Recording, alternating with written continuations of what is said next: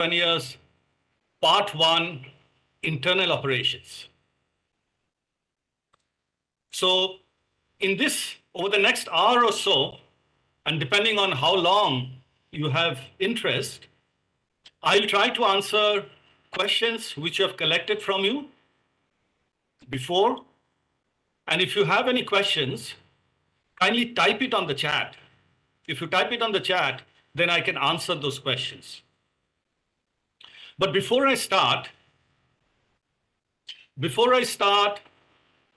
I would be thanking you and thanking all of you who joined, participated, on behalf of the Indian Institute of Technology, Bombay, from the Desai Sethi School of Entrepreneurship, where I am a full-time faculty, as well as the entire NPTEL team. And I hope that all of you, there are about 9,000 enrollments, 9,000 of you have actually benefited from what I've shared in the course. With that, let me quickly move on to what are some of the questions that we have already collected. Okay. The first question, which is a very interesting question. The first question that has come, we have got is, what is needed to succeed in my career? How do I succeed in my career long term? So here are my thoughts. I think if you look at your professional career, or even if you are a sportsman or a musician or an artist, you probably need three things. And this is what we call the triangle of success. And you need three things to make sure that you are a long-term successful in your career. And if you look at the triangle, at the bottom is knowledge. Everything that you're learning in school, college, undergrad, postgrad, and if you do a doctorate. All the knowledge. But that's not enough. You also need two other sides, which are the skills and the attitudes. So what are skills? So skills are things like communication. It's not enough for you to know. You have to be able to communicate. Interpersonal skills. You have to be able to communicate to others and convince others of your point of view. So interpersonal skills. You have to be a good leader and a good team player. When you face situations, you have to be able to reason well. You have to manage your time well. You have to set goals. So these are all skills. But that's also not enough, which is the third side of the triangle, which are your attitudes. And in attitudes, there are things like be confident. All of you are young. You have age on your side. And all the young people will live till 100 years because of the medical sciences that's coming. So you've got a lot of time ahead of you. You've got plenty of time to learn, to develop skills. So you have to have confidence in yourself, but you also have to motivate yourself. You have to be optimistic and enthusiastic. You have to make networks, cooperate with each other. And above all, you have to be honest and you have to have integrity. Because if you're not honest, you can cheat some people some of the time, but you can't cheat all the people all the time, and you'll get caught. So it's better to be a rock-solid citizen of India or whichever country you are from. So to the first question that I received, how do I succeed in my career? This is my answer. Work on all the three triangles or three sides of the triangle of success. Let's move on to the next question. The next question is, I have finished this course. What is next? What should I do now? So before I answer that question, okay, let me take you back to the course structure itself. Remember that in this course, we're trying to do a couple of things. First, we're trying to foster your understanding in business, basic understanding of business. If you want to have a career with a company as a job or in your own business. So in school, you may have studied physics, chemistry, mathematics, electrical engineering, arts, science, commerce, etc. So in this course, I've tried to share with you basic business understanding so that you're better equipped to make career choices. Okay. So as you look back on the first course that you have completed, start thinking about what you have learned about finance and operations and quality and new product development, and see if you can apply them as you choose your career or if you're working in your job. The second thing I've tried to highlight is that skills. A lot of the skills that was used when I was your age are obsolete. So the World Economic Forum has already published what are the skills for 2025 until 2030 or 2035. So these are the skills. Analytical thinking, innovation. So you can see it on the screen. Active learning and learning strategies. Complex problem solving. Critical thinking and analysis. Leadership. Technology design. So some of these I'm touching as I go along. So now that I've finished the first part of the course, start applying and developing some of the skills and what you've learned about business. Look around you. So if you're a student, trying to choose your postgraduate course, and you want to, you do an MBA, you do an MBA in finance or MBA in marketing, or do you want to do a CA, chartered accountancy, cost accountancy? If you're a student, use your business knowledge to choose your next step in your career. If you're an entrepreneur and you're thinking that let me start my business, use your business skills that you've learned in this course to think about how to start a business. And if you're an entrepreneur, if you're already in a job, so out of the 9,000 learners, we have about 700 plus working professionals and 500 faculty in this course this semester. So for the 700 working professionals who have taken this course, my counsel is, if you're in finance, explore marketing. If you're in marketing, explore operations. If you're in operation, reach out to finance or HR and broaden your business understanding. So use what you have learned in this course. Remember, I said in my introduction that what you have done in this semester is the first part of the course. It's Business Fundamental for Entrepreneurs, Part 1, Internal Operations. But in the next semester, I will introduce Part 2, Business Fundamental for Entrepreneurs, Part 2, which is External Operations. So what have I covered looking back in this semester in Part 1, Internal Operations? This is what I've talked about. What is business? Company structures, vision, mission, goals, etc. Innovation and product development. Manufacturing, mass manufacturing, quality, finance and accounting, leadership, and human resource management. And then I talked about environment, society, and corporate governance. So I tried to give you a feel about internal operations, but that's not enough. You also have to learn about external operations of a company because there are career paths there as well. And if you're in finance or operations or HR, you may want to learn about the external operations. So what are the external operations? That will come next semester in Part 2 of my course. So how do you research the market or competitors or technology?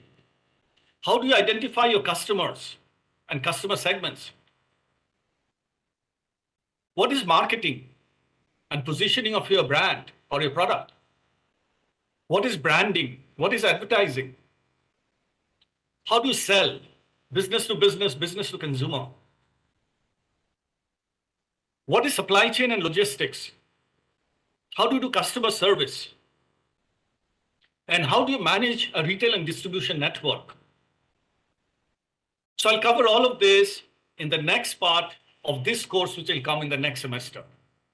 So as you've completed both this, if you complete both these parts, you'll have a full view of a business or a company, end-to-end view, inside the company, outside the company.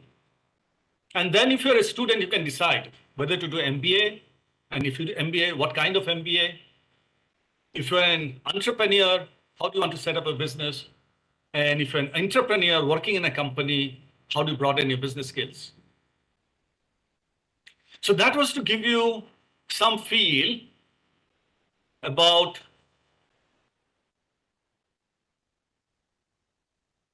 the next question which you had asked, which is what is next? Now that I've finished this course, what do I do next? There's a third question which has come. Do all companies have to have vision, mission, and goal? And the answer is no. Okay. Why is it no? Because remember, when you first start a small company,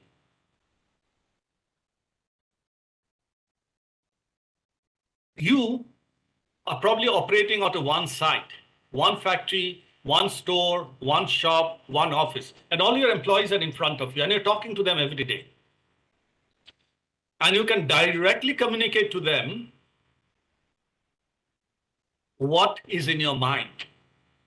But as you become bigger and as time passes, and you have hundreds or thousands of employees and tens of offices, or you go international, you as the owner or the CEO or the founder cannot talk to everybody all the time. And therefore, to make sure that if you're based in Mumbai, that your Chennai employees or Bangalore employees or African employees or your Singaporean employees or your Kolkata employees and factories understand your vision, your mission, your values, your goals. You have to go through a formal exercise. You have to document them, and you have to share them with all your employees, and you have to maybe put it into posters and put it up in the office. So that if you have 1,000 employees, 5,000 employees, 10,000 employees, and you've got 100 offices, everybody knows what your mind is as you think about the long-term plans.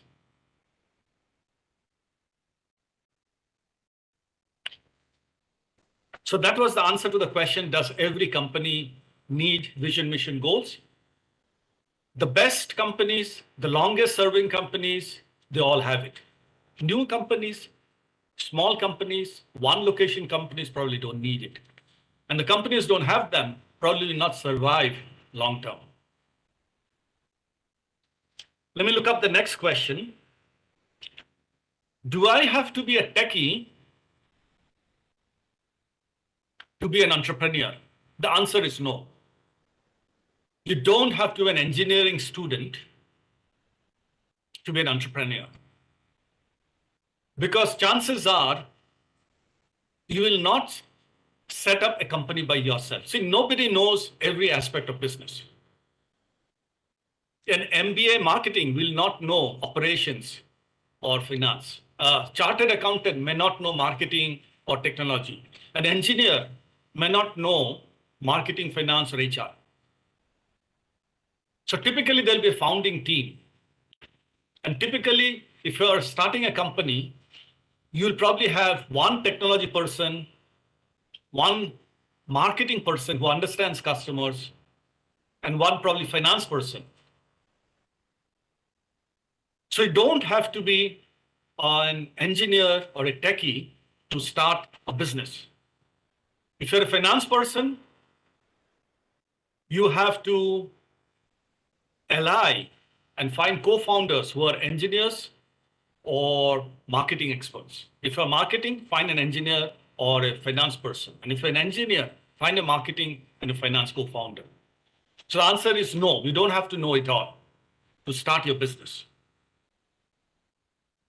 The next question I'm looking up is entrepreneurship resources. If I want to know more, the question says, and I'm looking at what's I've written down. The question says, if I want to know more, where do I look for it? Of course, you can look it up in your course material. If you're a student, you can look it up in your college library, or you can ask your professor. But there's some knowledge which is not that easily available. There's plenty of stuff on the net. You can research it or Google, or now you've got chatbot. But if you're looking at entrepreneurship, there are a couple of sites that I'll recommend. And one of them is a government site. Okay. One of them is a government site, which is the Startup India site. Let me share it with you. So I'm going to share with you the Startup India site. Okay, it's a Government of India site. What happened was in 2016, the Government of India announced the Startup India mission. And the thinking of the Startup India mission is as follows. For India, which is today a $3 trillion business, GDP, $3 trillion GDP country, for us to become $5 trillion or $10 trillion, we need lots of businesses, not just unicorns. We may probably need 1,000 unicorns, $1 billion plus revenues. But we also need thousands of $10 million, $100 million businesses. And we need millions, maybe 1 crore businessmen who are doing businesses of 1 million, 5 million, 5 crores, 10 crores, 20 crores, 25 crores. With that objective, Government of India launched the Startup India mission in 2016. In the first year, there are a few startups which registered and got recognized by the government. In the first year, 743 startups were recognized by the Government of India. Believe it or not, today, 7 years down the line, 2023, let's look at how far we have come as a country in terms of the startup culture. So I'm going to scroll down. And if you look at the numbers, let me look at the numbers. Okay. We have, if you go to the portal, startupindia.gov.in, we have got almost 100,000 startups recognized on the Government of India portal. And there are about 300,000, which is 3 lakh startups, okay, which are on the portal itself. About 1 lakh, 100,000 startups are recognized by DP IITT, recognized as startups, but there are another 200,000 which are still registered on the company. And this is the Startup India website. And if you go there, okay, if you go there, let me just have a look. I hope all of you can see it. Okay. Okay, there you can see. So you can see on the screen how many recognized startups are there. 99,380 today. It was 750 7 years back. Actually, there are 300,000 startups which are registered on the portal, but not recognized. And there are 600,000, 665,000 users on the portal. I encourage all the 9,000 students who have taken this course to register on this portal. Because if you register on this portal, you will get to know a lot more about what the government is offering you if you want to be an entrepreneur. Funding, where can you get some money? schemes and policies. Especially, there are a lot of women in my course. Thank you. There are special schemes for women entrepreneurs. Market access. How do you access the market? India go-to-market guide. You can read it yourself. And then the marquee initiatives done by the government. And then you go to the resources. Okay, if you go to the resources, then you can see for yourself, how many incubators are there. Okay, so all of this is there in this website, which is a government website. So first of all, I would definitely encourage all of you to please register in this website. There are about 1,200 incubators. So if you start a business, there are 1,200 incubators who will be there across the country, and you will find a list of all of them in this portal.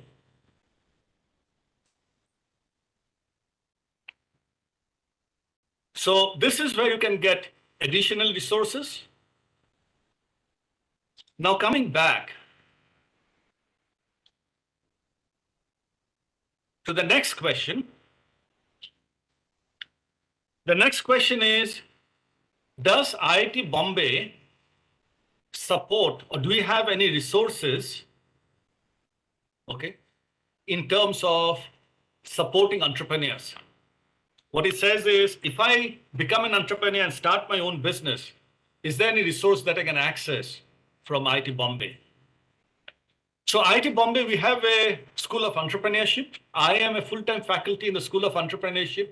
We're offering this course from the School of Entrepreneurship because this is an approved course that I've taught in IIT Bombay students.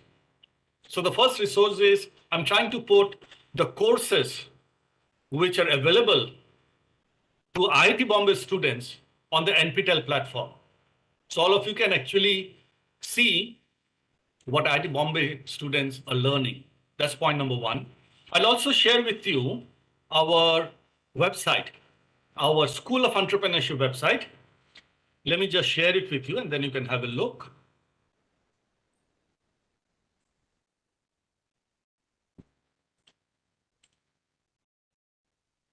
This is our IIT Bombay website.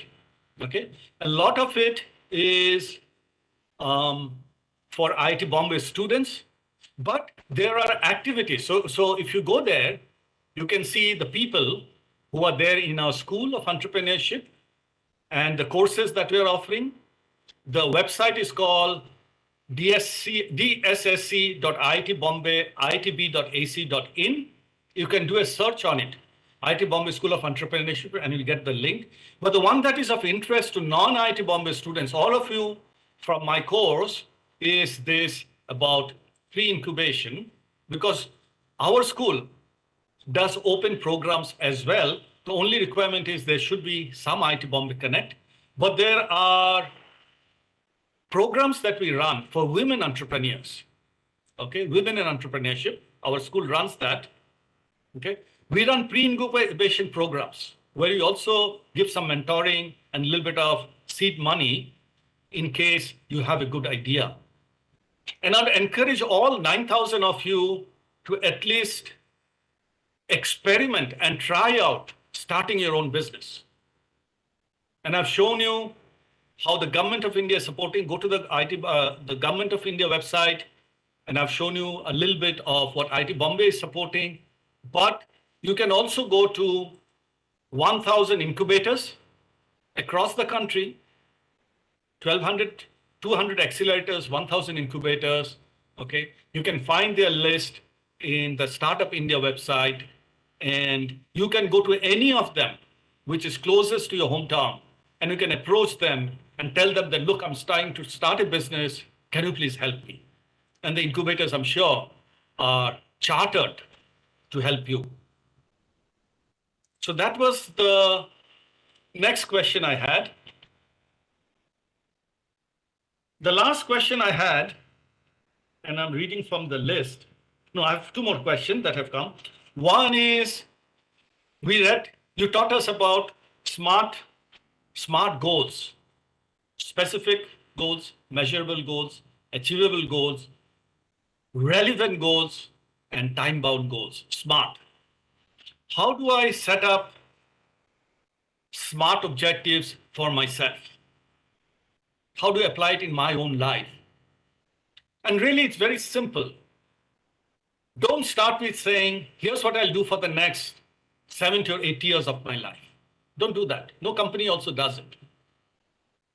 But what you can definitely do is you can set a goal for yourself for the next 2 to 3 years. So it becomes time bound. So you say by 2026, so SMART T is time bound. It's specific. So you say, I will complete my course at the top 10% of my class. So specific. I'll finish my course, top 10% of my class. Measurable. Top 10% of my class, measurable. So you can measure. So specific, measurable. Is it achievable? Clearly, if you're in the bottom 50%, maybe 10%, top 10% is too much of a stretch. It's not realistic. It's not achievable. But if you're, let's say, 50th percentile, you can set a goal for 80 percentile. If you are 80 percentile, you can set a goal for 90 percentile. So specific, achievable, realistic, and relevant, okay, and time bound.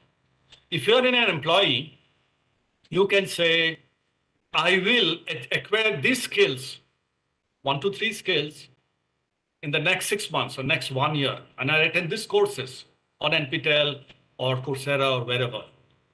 And I will build my communication skills. And in the company, I will do these projects and I'll ask and join a project team.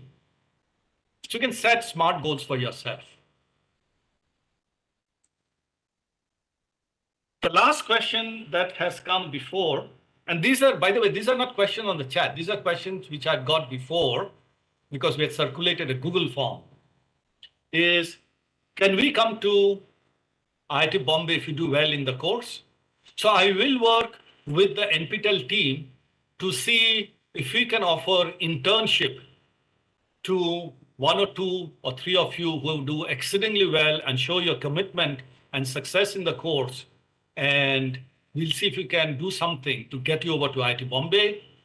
And if you have not come to IIT Bombay, it's a nice campus. It's in Mumbai, and I'll work with NPTEL team to see if it's possible to get 2, 3 of you into our campus, and I'll meet you in person if it's possible.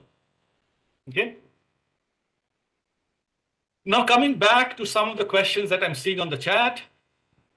Yeah.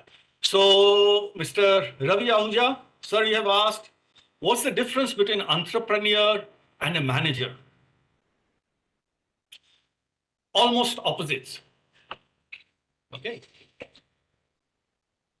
So let's step back a bit. Let's step back into our educational system. Okay. So what, and because there are many students who have joined this course. Okay. And many of you have joined at the entry level of a company. Okay.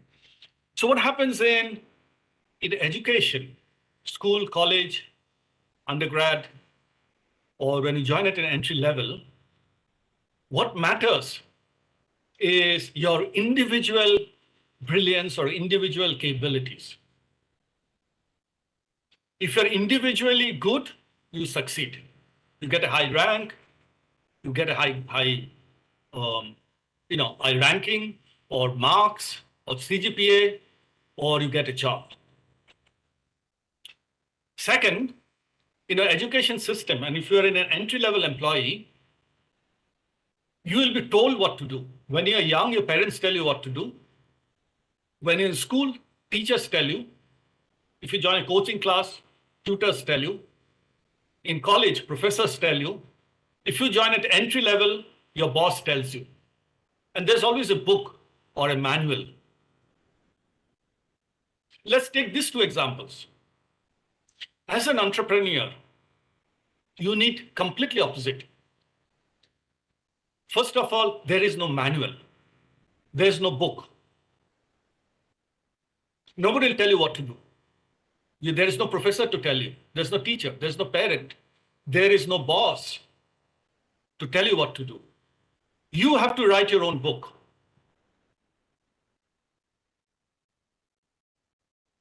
So first difference between an entrepreneur or a manager who is operating on certain guidelines or a student. Second, think about what I said. As a student or an entry-level manager or an entry-level employee is how good you are. But as an entrepreneur, it's not how good you are. It is how good you are with others, how good you are with your investors, how good you are with your customers, how good you are with your employees, how good you are with your suppliers, how good you are with government agencies. So it's no longer how good you are. And therefore, the skill sets that you need to be good with others is interpersonal skills, communication skills, ability to excite people, ability to persuade people. So your question, Mr. Ahuja, was, is there a difference between entrepreneur and manager or student? Very different. I gave you two examples. I have a question from Prakhar. Okay, it's a comment. Thank you, Prakhar. In fact, I've got a lot of feedback, okay, because we collect feedback, and I think we've got several hundred. So we've got 9,000 enrollment and several hundred feedback. Overall, all of you have been very kind. So thank you very much for being kind. Thank you, Prakhar, for your kind words. Okay, but there are also some improvement opportunities. And in my next part, next semester, I'll make sure that I take care of the improvement opportunities in this course. Deepak Mehta, yeah, part 2 of the course will start in, well, that should be in next semester. And that will be as per the NPTEL calendar. So please keep an eye out for the NPTEL when the courses are published for the next semester. Raju has asked, what is the main part of social entrepreneurship in a big company? Excellent question. Very good question. Thank you. So social entrepreneurship, first of all, the term social entrepreneurship is itself not that new. I mean, entrepreneurship itself as a concept is not that new, and social entrepreneurship is also not that new. I mean, it's relatively new, actually. Okay. For the last 8 to 10 years, okay, it has come into attention because of things that the government has done.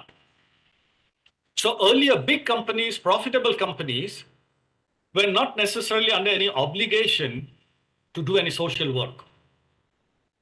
The good companies did, not all companies did.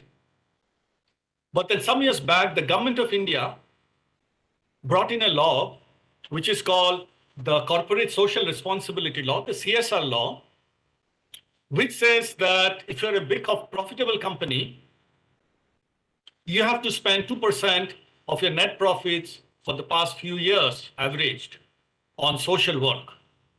And there's a list of activities which you can do as part of your social work.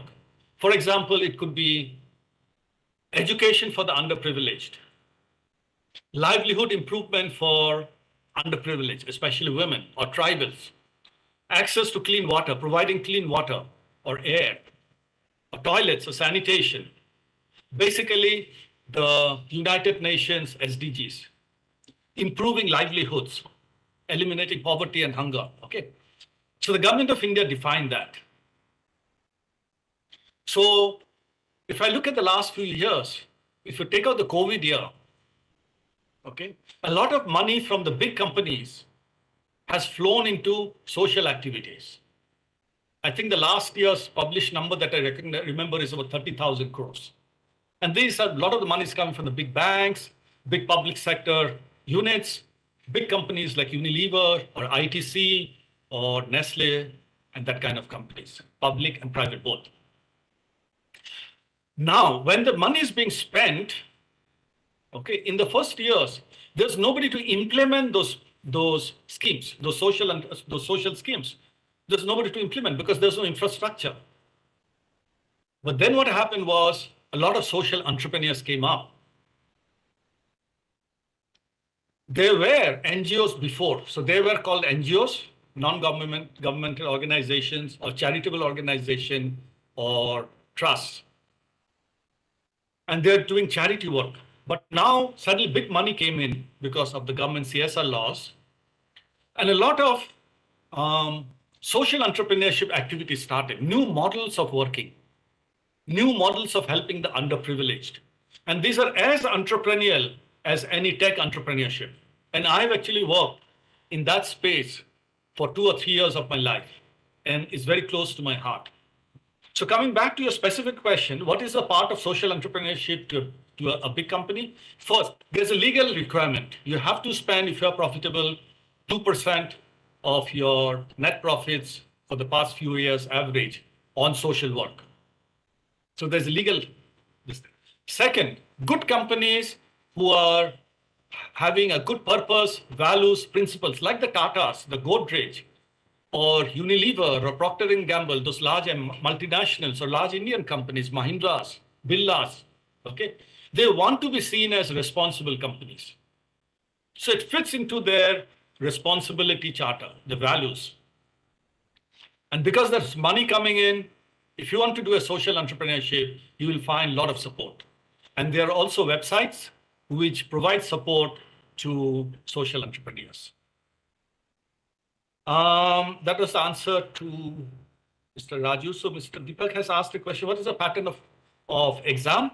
So it'll be blend, okay? And it'll be related to the course material. So I'd strongly recommend you do 2 things. One is, don't worry too much about the exam. Okay, exam, all of you will do well. I'm pretty sure all of you will do well. Okay, but focus on how you can use your learnings to improve your career. How to better choose your career if you're a student. If you're an entrepreneur, how to start a business. So the real juice of the course is not the exam. The real purpose is if you use it for your own business, improve your own career, choose your career. So that's point number 1. Point number 2, just go through all the lecture material. We are going to post all the lecture slides soon. So you just go through all the lecture slides and the questions will be very easy for you. And the pattern will be as per NPTEL pattern. Mr. Rakesh Singh, have come to want to learn more. Can I approach for project internship opportunities? So, Mr. Rakesh Singh, if you are already an IIT Bombay student, I'd strongly urge you, you're far more privileged than the other 9,000 students who have enrolled because you're most welcome to come to the DS School of Entrepreneurship and look up some of the programs that we're offering. Go to the website that I showed you and we're very happy. But we are very lucky, Mr. Rakesh Singh, because you are in IIT Bombay itself. But if there's any way we can help the other 9,000, we'll be very happy to do that. So I don't see any more questions on the chat. Let me just wait for a few more minutes and see if there are any more questions that come up.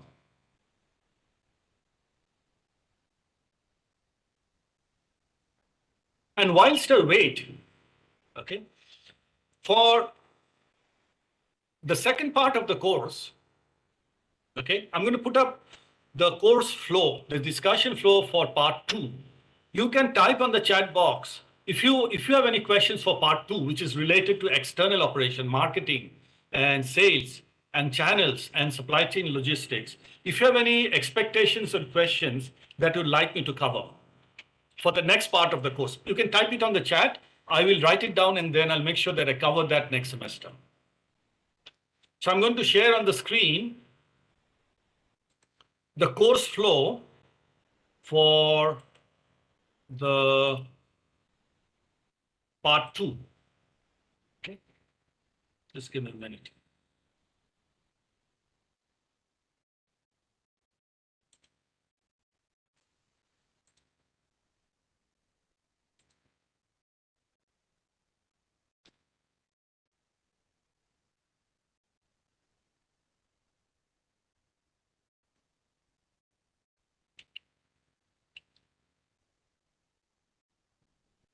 So I have shared on the screen part 2.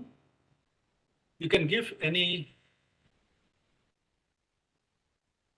feedback that you'd like to see for the next semester. Minspral, I see that Mr. Ahuja has a question. As entrepreneur, how can you overcome failures of business? Yes. Two things. One is our education system doesn't treat failure very well. So if you're a student, you hate failure. Okay, because failure is bad, right? But in business, you have to get used to failure. Imagine you get a lot of telemarketing calls. All of us get it. But the poor person who's doing telemarketing calls, he or she is probably making 100 calls. 50 calls are probably being, the person you have called is probably being abusive, and it's because you don't like it. 49% say, I don't need the job. I don't need what you're telling me. Maybe 1 or 2 people will say, yeah, okay, tell me more. So the telemarketing is failing 98% of the time. If you're in sales, you'll fail 98% of the time. The failure rate, and I'll share that in the next course, for FMCG products in India is 99% plus. FMCG products. These are not small companies. This includes large companies, the largest, most famous companies, and failure rate is 99%. So failure is part of business. Ask any salesperson.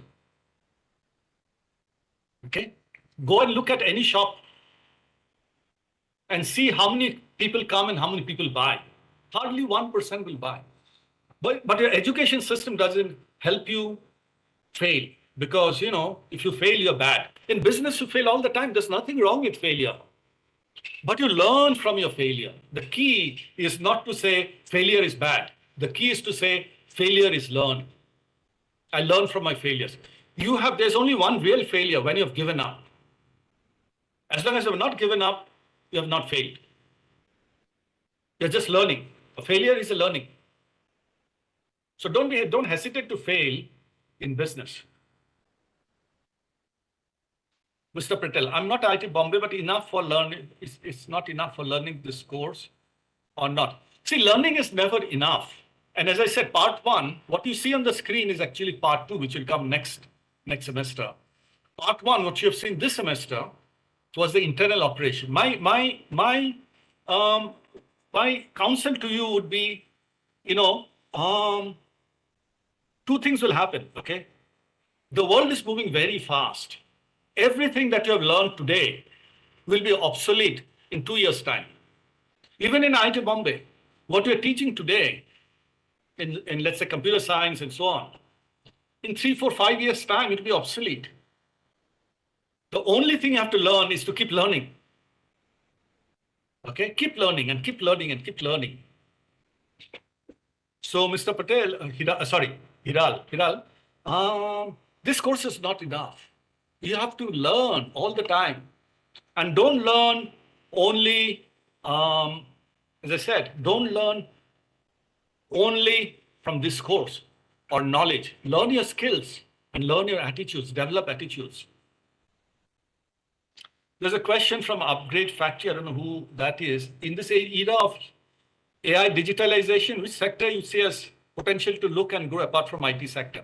Okay, let me first stop sharing. Okay, I've just stopped. Okay.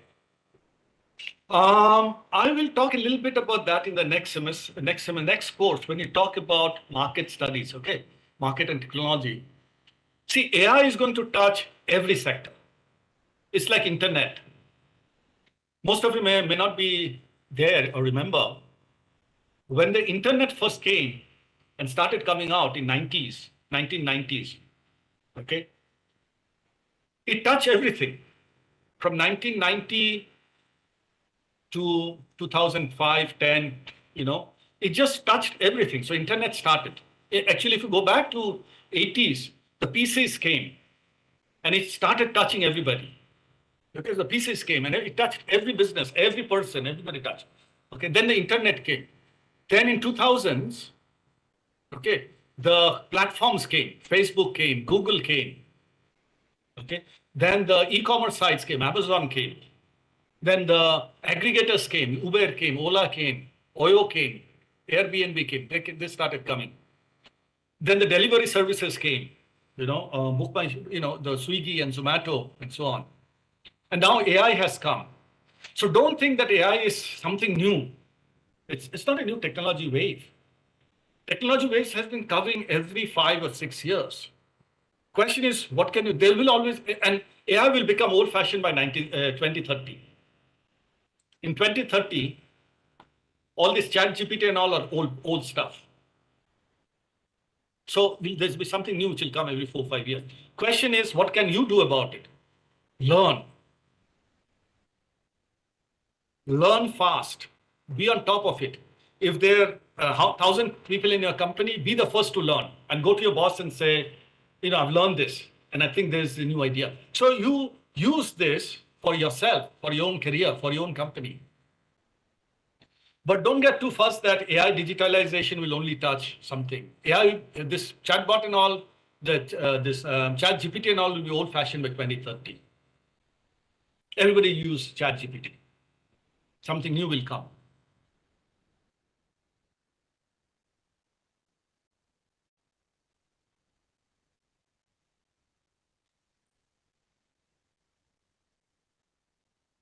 All right, I think we have come to the end of our time.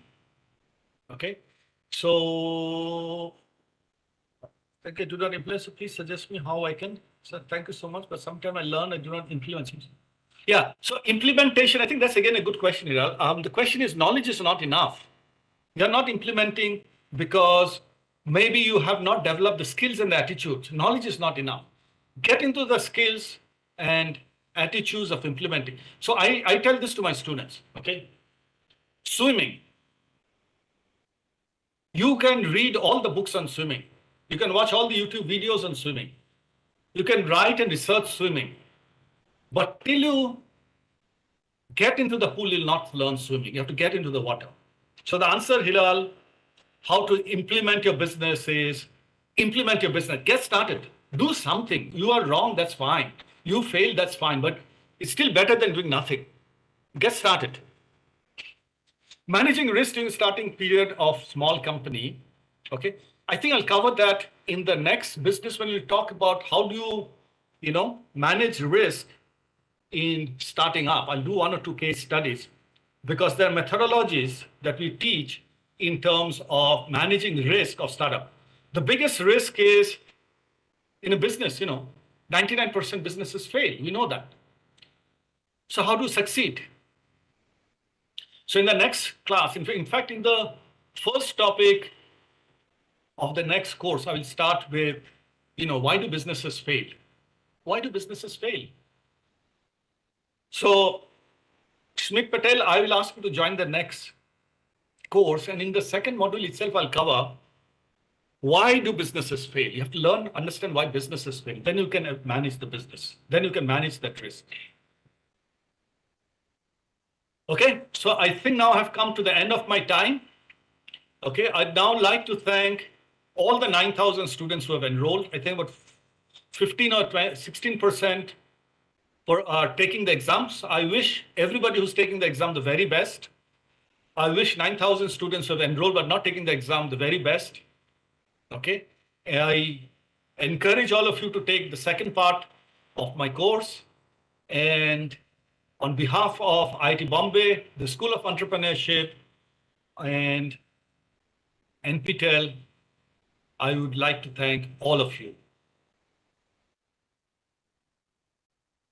So Raghavendra Raju, please attend the second course. These are some of the questions you're already asking, which are absolutely correct questions, which are market-facing questions.